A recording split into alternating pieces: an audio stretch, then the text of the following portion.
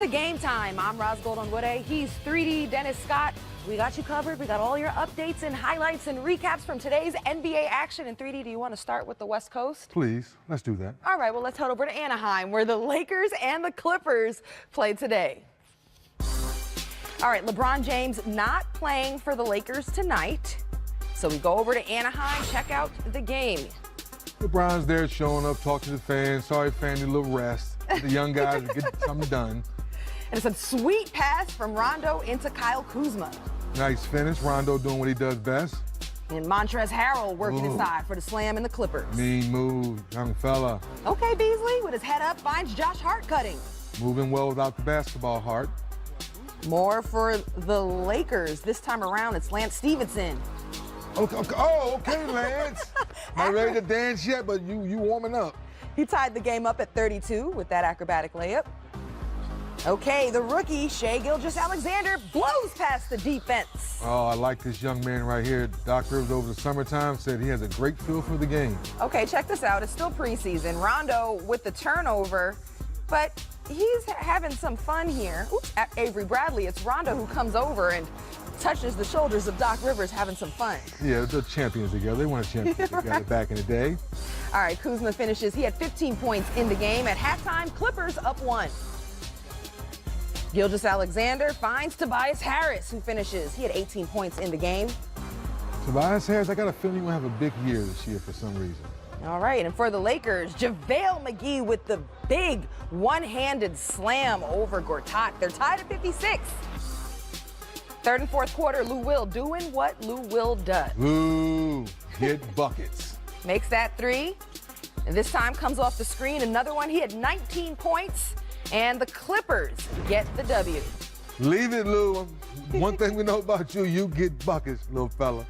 Okay, anytime the Lakers are going to be on the court, sharing at this time with the Clippers, we're talking about LeBron James. Of course. And so far this preseason, he's mostly played a handful of minutes in the first half, and the second half kind of chills. Today, sat out, rested. Now for LeBron, considering all that he is bringing to LA, what do you think is his most important responsibility for this season's team? His leadership is showing this young team how to play hard every night, how to play together every night. Offensively, you see already, the ball's going to hot. Rondo on the floor, Lance Stevenson. Those guys are playmakers. They're going to share the basketball. I think as the season wears on, Brian Shaw and Luke Walton are going to figure out which one of those guys is going to sacrifice and be that junkyard dog. Yes, small ball, a lot of teams want to do it. You know from being out there in Golden State, Draymond Green is that junkyard dog for the Golden State Warriors. Who's going to do the dirty work for the Lakers? I think that's my biggest question right now.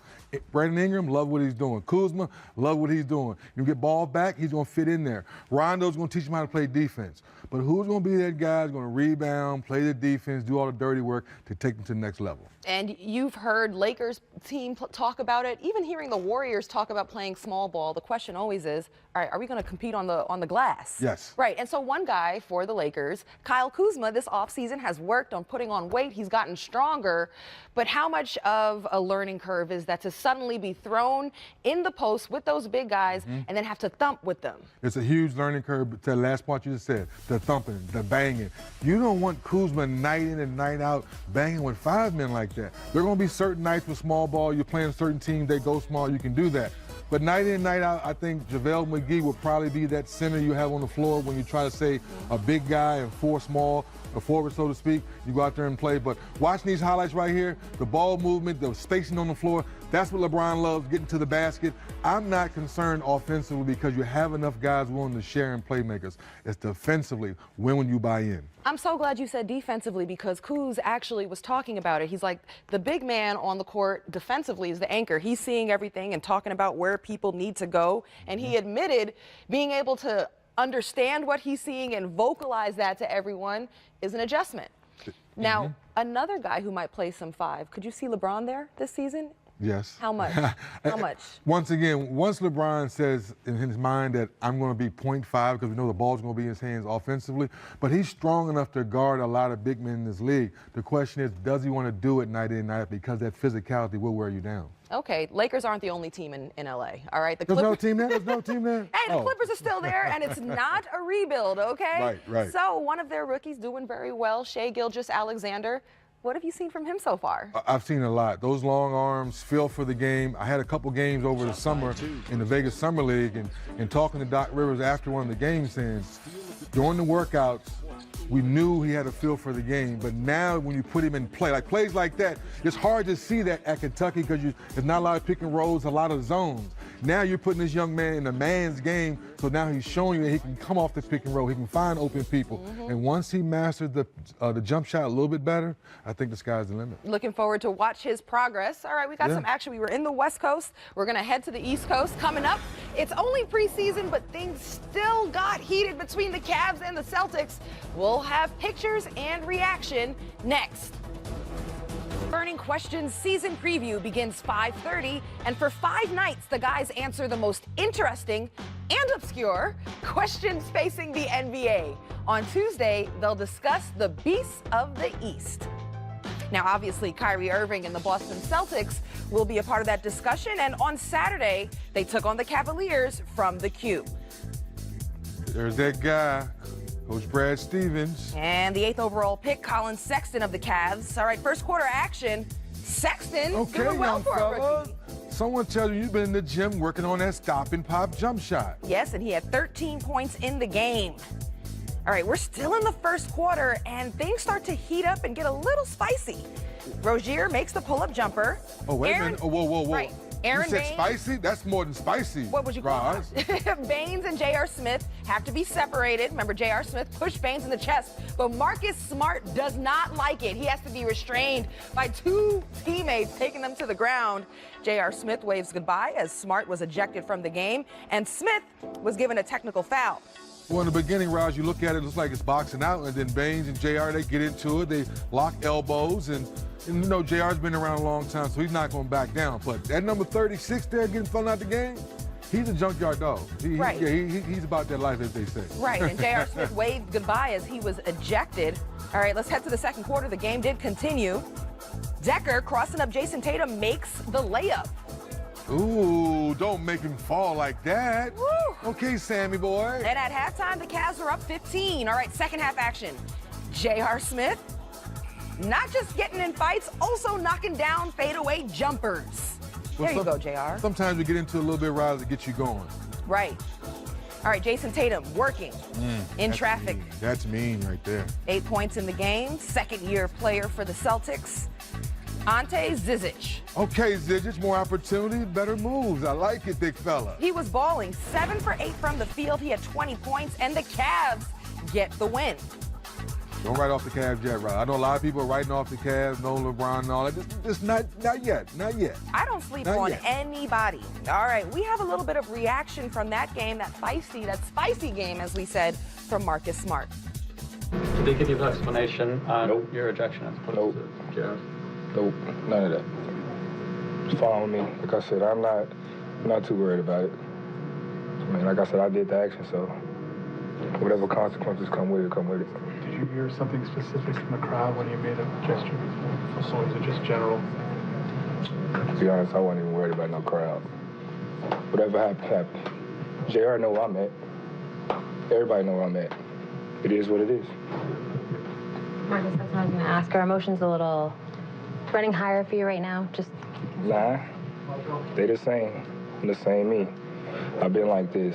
Ain't nothing changed about me. Ain't nothing gonna change about me. All of this pre-season smoke. What is your take on this? The reaction from Marcus Smart, J.R. Smith kind of laughing through it all. Who do you believe in this moment? Well, I definitely believe in Marcus Smart's words after the game because we know, as he said, we know where he's at. Now, for him stepping in and trying to help out Baines, well, wait a minute, Baines, you the big fella. Shouldn't you be helping out Smart? He's the guard there. Shouldn't it be the other way around? Look, I wouldn't want anything with Baines. He's shown he's tough. He's super big. He's huge. He's huge. If I'm JR was smart here. So JR instigated this with the push, right? Although he'll feel he was tied up, but then he was laughing it off. Also, you know, these are two teams that just saw each other for a Game 7 series, Eastern Conference Finals. Second time in preseason. Does any of that carry over? Somewhat, it does, Roz. With that being said, when you play a team so much the last couple of years, and let's go ahead and call it, yes, LeBron is gone. but still some of the core people are still there. They played against each other in the regular season, the playoffs, and yes, things can get a little testy in the preseason. My question for the Cavs is, will you carry this moxie into the regular season to prove to people you still want to fight for a playoff spot? Well, we know the Celtics. We know they've been there, they've done that. They've weathered the storm last year with all their injuries, and I believe Marcus Smart. So I believe him too. Two things. I saw this team in the Eastern Conference playoffs. And I truly believe everything I saw. This team is super close-knit. They ride or die for each other. And also, having done just a few days ago the Cavs-Celtics game, Coach Stevens was on his team that they didn't have enough energy or fight about them. Marcus Smart brings that heart. And when he saw his teammate get pushed, he came there, maybe that lights a fire under them, because this is a young team that has realized a lot of success. Maybe they need something to get them going early in preseason where it's hard to get motivated. There's no question in our game right now, Brad Stevens is one of the best motivators to get this young team going. And I agree with you. Marcus Smart is that guy that comes off the bench and gives them that extra energy. Absolutely. All right, let's check out more action around the league. The Pacers were in Memphis taking on the Grizzlies.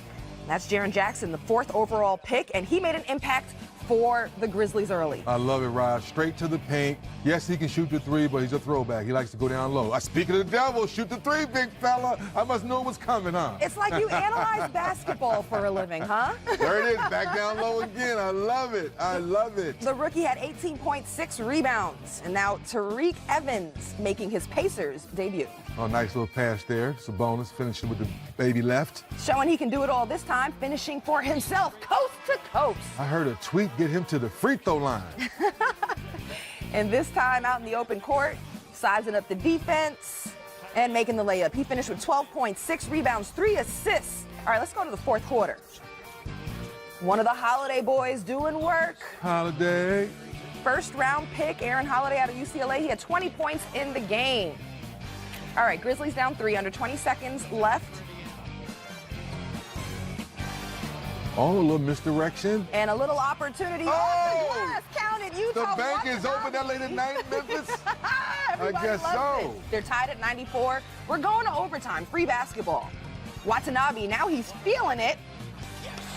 And he knocks it down. He had 11 points in the game, and the Grizzlies get the win. I like it. I like it. Very happy for Tariq Evans. Back into the flow of things. Went through a few things with the injuries last couple of years. Back into the NBA, playing well. All right, well, we have a little bit of sad news. According to multiple reports, Spurs' 1st round pick, Lonnie Walker IV, will undergo surgery Monday to repair a right medial meniscus tear and is expected to be out 6 to 8 weeks. The 18th overall pick injured his knee with 6:49 left in the Spurs win over the Pistons on Friday. Coming up, the Open Court crew looks at the best young players in the NBA, and you can bet a talented point guard from Philly made that list.